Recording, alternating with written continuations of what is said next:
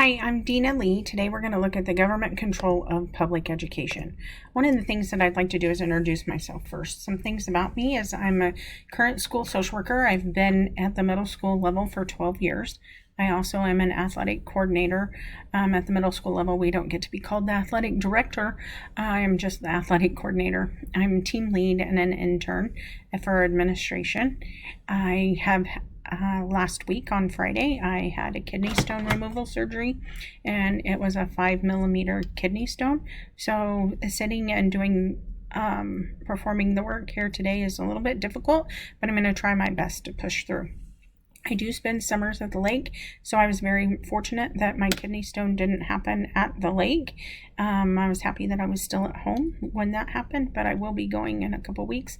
We spend the summer at Table Rock Lake. We do have 2 dogs, and one of them is here at the bottom on the right. That is Griswold, and he loves to participate in any kind of schooling that I let him. He tries really hard to be a part of the computers and screenings and imaging that I do. He really likes to have the attention on him. What we want to look at today is the government control of public education. It's 3 branches look at the control for the public education. The first one is the federal government. For top-down reasons, the funding comes from part of the funding comes from the federal government, filters through the state, and then through the local school board. So for the federal, they look at policies that are related to educational funding, and they provide fundings to states that abide by certain federal standards. So states have the choice and opportunity to participate in receiving more funding than what they are getting if they choose to abide by certain standards or participate in certain grant activities. The federal government also collects data and research to identify strengths and weaknesses in public education. They do a research gathering and data gathering every 2 years to see if they can identify any gaps in the public learning system and the public education system, and encourage states to take action when those gaps are found. They enforce the discrimination laws that happened, and this began with the Brown versus Board of Education, and that was the first time that the federal government stepped in to take care of anything education related. And from then on, they really have stuck with taking care of discriminatory issues and making sure that all students receive the same quality of education regardless of gender, disability, location, or their income.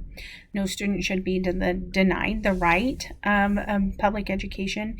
Compensatory funding is used to facilitate access to education, especially in those areas where the students are harder to teach for special education and those lower performing or lower funded poorer areas. They support research and promote continuous improvement of the educational system. On the left, I apologize for the small typing of the timeline for the education acts in the federal government, but a few of them that I wanted to point out is the 1964 Title VI, which was the Civil Rights Act, that all students should receive a free and appropriate public education. The 1972 Title IX, which marked that discrimination couldn't be used based on sex or disability for a student to receive education. And then in 2001, we have the No Child Left Behind Act, where it identified accountability and testing for students. And the prior to 2001, we had students receive state level testing 3 times during their tenure of education. And at 2001, they now receive it 7 times to mark growth during their educational process. And also the government set that 100% of students needed to meet these certain levels of growth. Otherwise, the schools would lose their funding. Now, what was come out of that was in 2015, the Every Student Succeeds Act, ESSA, was implemented, and they omitted the 100% piece of the No Child Left Behind. From the state government, from the federal government, we go into the state government. Now, the state government, their funding for education is a larger piece of the pie. It is the biggest expense for the state government or state agencies to educate their students. So they determine the budget for educational funding, set the standards for the assessments, those that are being done every seven times over the student's tenure of education now. They oversee special education services, licensing of all schools, licensing of staff, and then they also make sure that they meet their continuing education hours as well. In Kansas, we have 10 members of our State Board of Education. Of those 10, they elect a commissioner, and then that commissioner is the leader. This group sets the standards of education. So what should be taught at this grade level? That's a standard. What should be taught at the next grade level? That is a standard. They regulate the state libraries. They regulate the course of studies for the students, not how they're going to learn, but what they're going to learn. They say at this level, students should learn this. They set the accreditation. So what do school districts or schools have to do to receive accreditation or to say that they are a good education environment for students? Certification of the administrators and staff, and administer the laws of the state, especially for special education for students. Then from filtering down, so the money comes from the federal level then to the state level, where it's a bigger piece of the pie for the state level, and then it comes to your local government, your local school board. They are responsible for overseeing the specific school district, the oversight and development of the district's policies, the adoption of the school budget and the allocation of those resources within that budget, and they employ the district superintendent. They direct and adopt the district's curriculum.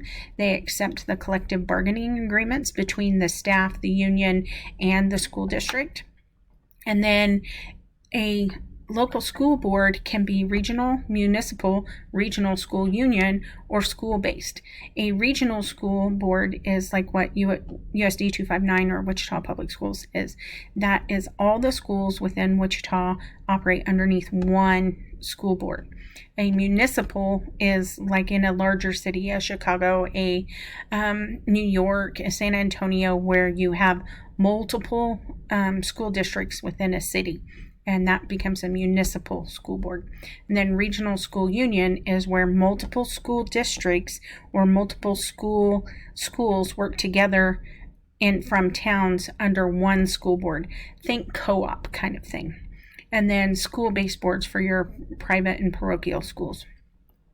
Local control and parental involvement are major factors in creating good schools and school boards. School boards are working to become more visible and make sure that the decisions that they are being made are being shared with the public, and that's been difficult because of the media cutting back on their educational reporters and things like that.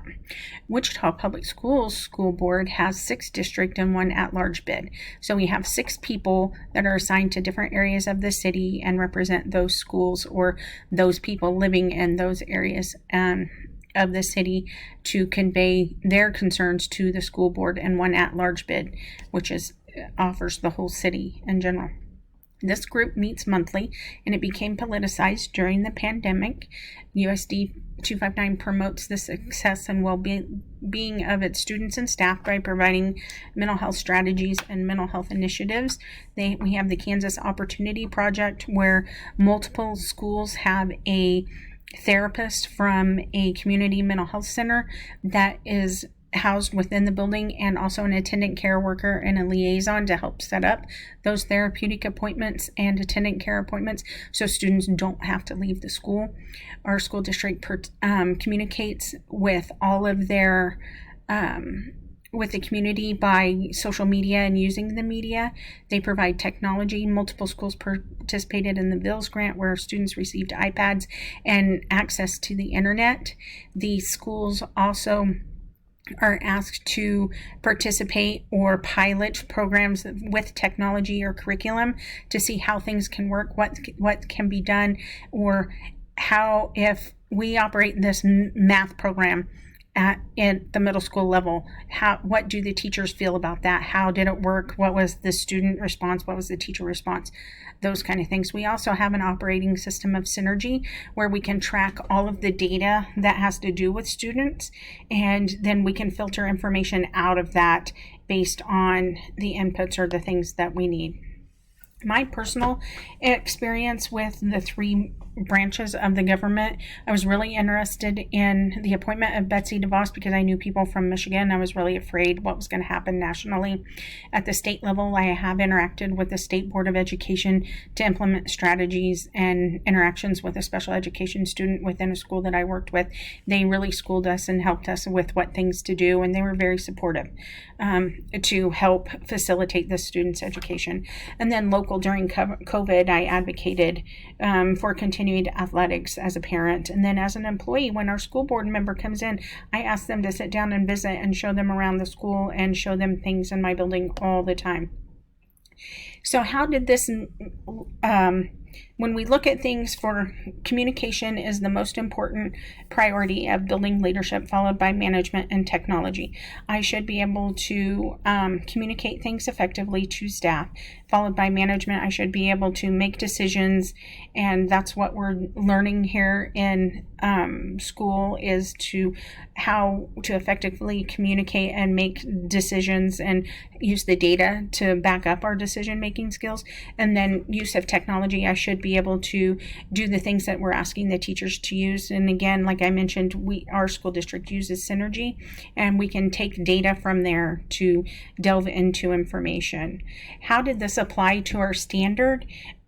Being a school leader, I need to be able to apply laws and policies and regulation and identify where funding is coming from so that I use it effectively within the building. And how is this relevant?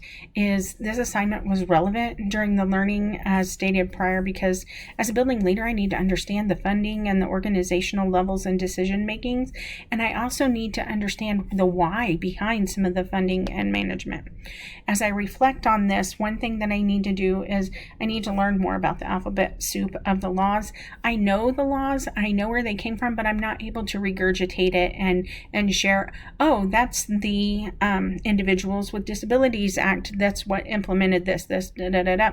I'm able to say the why behind it, but I'm not able to say where it's come from. So this will help me with that. What are the things that I will continue to do as an administrator? I will advocate for needs within my building. I will continue to make relationships with my school board member at the local and state level. And I will also do things like my principal is doing by choosing to participate in new initiatives and to help the staff when making decisions about new curriculum or new technology. That way we have a word or a say in it versus having it placed upon us with no input given. And these are my references. Thank you.